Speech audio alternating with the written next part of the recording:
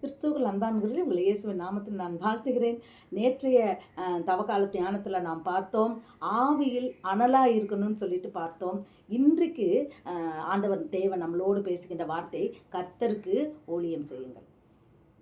ஒருவன் சிலுவை எடுத்துக்கொண்டு என் பின் வராதவன் எனக்கு பாத்திரவான் அல்ல, என் சீஷன் அல்லன்னு சொல்றார்.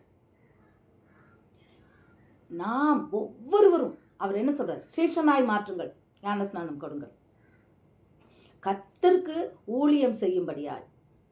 தேவன் ஊழியன்றது மேடை மேலே நின்று பிரசங்கம் பண்ணுறது அதெல்லாம் இல்லை. அதுதான் அவங்கவுங்களுக்கு ஆண்டவர் கொடுத்துருக்காரு. அதான் சொல்கிறாரு, நம் உடலில் உள்ள உறுப்புகள் ஒவ்வொன்றும் ஒவ்வொரு வேலை செய்கிறது போல் ஒவ்வொரு வகையான ஊழியம், ஏதாவது ஒரு ஊழியம் அது ஆவியானவர் நம்மை நடத்துவார்.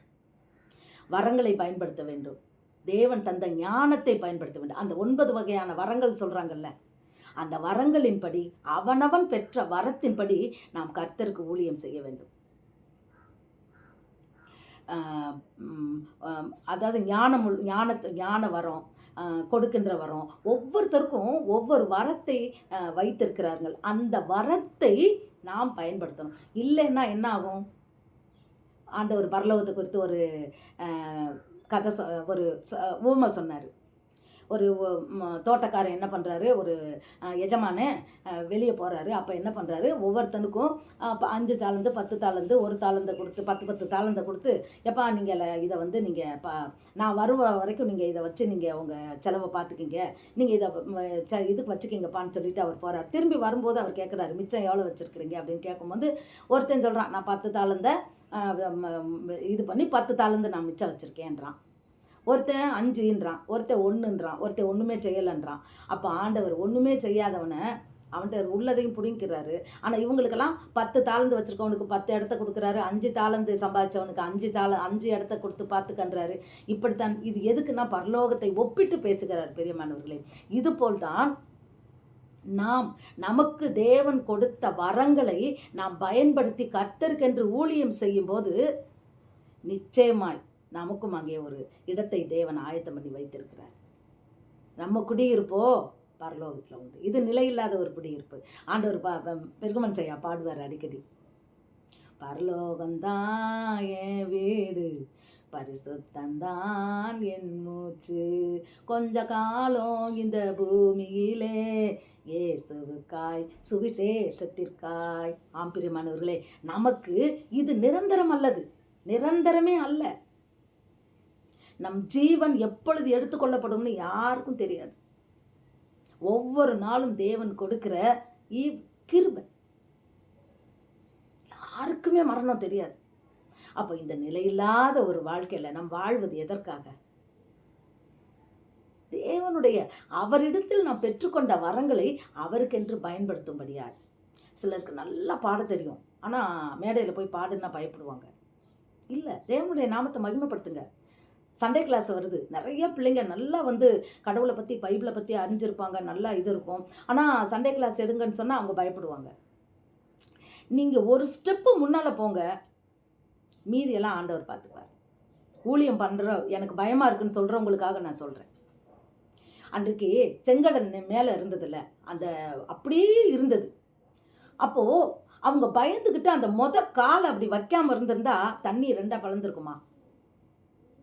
அவங்க ஆண்டவர் மேல் விசுவாசம் வச்சு அதில் கால் வச்ச அடுத்த செகண்ட் என்ன பண்ணுது? தண்ணி பிரிஞ்சு வழி உண்டாகுது.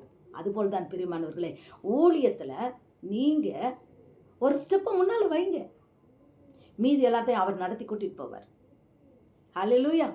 என் பொண்ணை முதல்ல சண்டே கிளாஸ் எடுன்னு சொல்லும்போது அவள் காலேஜ் முடிச்சுட்டு வந்தா.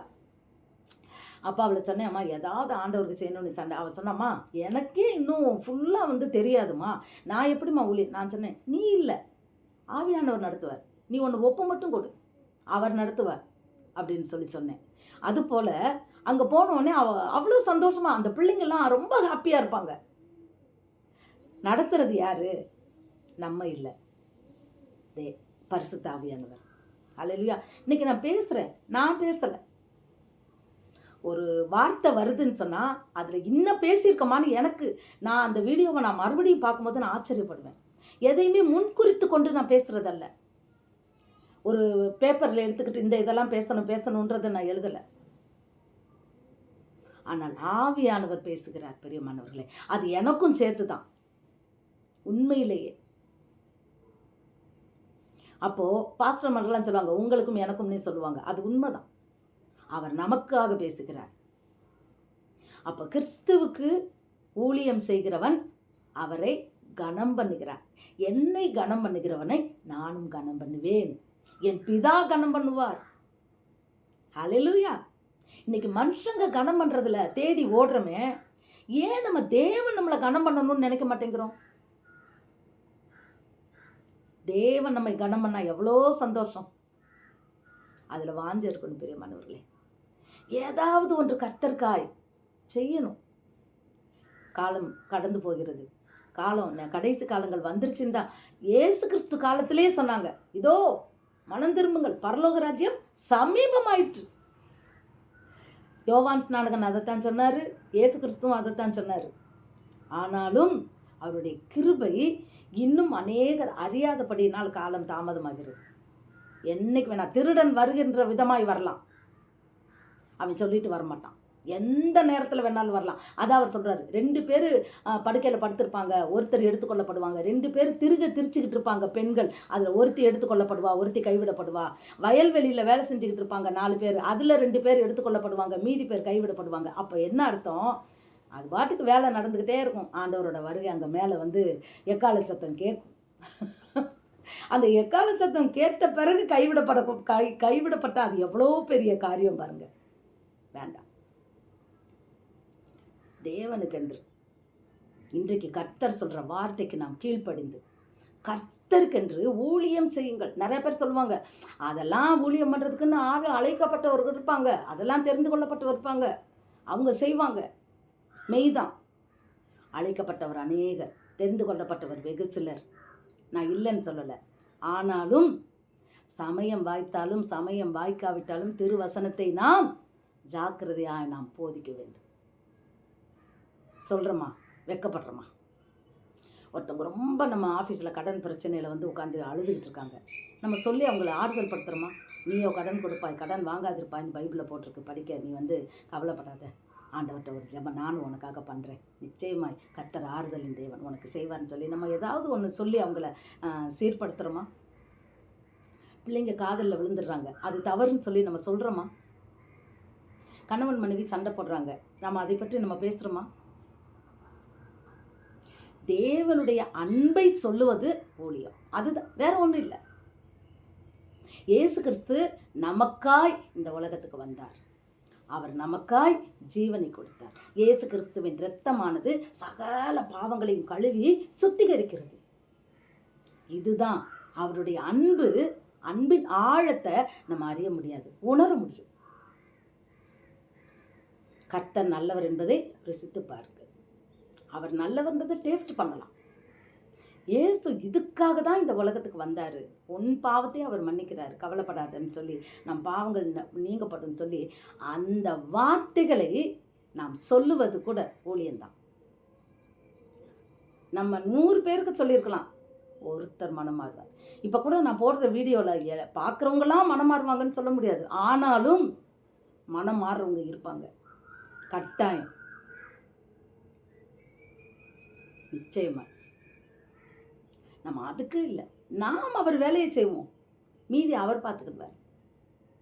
கர்த்தருக்கு ஊழியம் செய்யுங்கள்.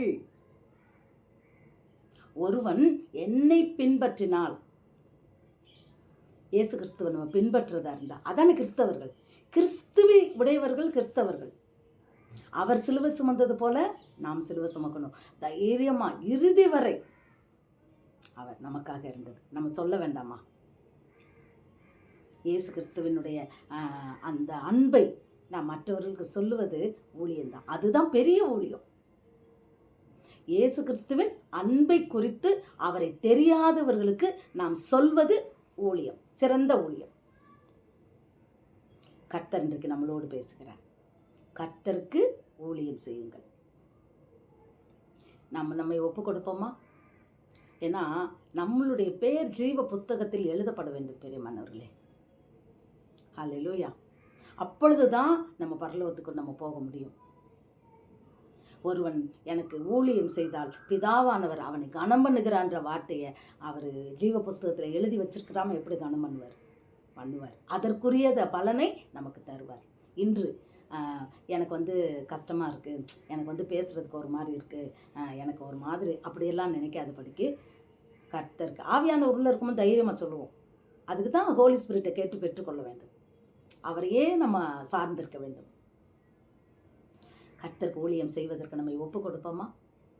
அவர் நம்ம நடத்துவார். ஒரு ஸ்டெப்பு முன்னால் வச்சா போதும், அவர் நம்ம நடத்துவார். நிச்சயமாக அநேகர் ஜெபத்தில் வரும்போது தெரியும் இவங்க ஊழியத்துக்கு கர்த்தர் முன்னிச்சு குறிச்சிருக்கிறாருன்னு. ஆனால் அவங்க அதுக்கு ஒப்பு கொடுத்து போகிறதில்ல.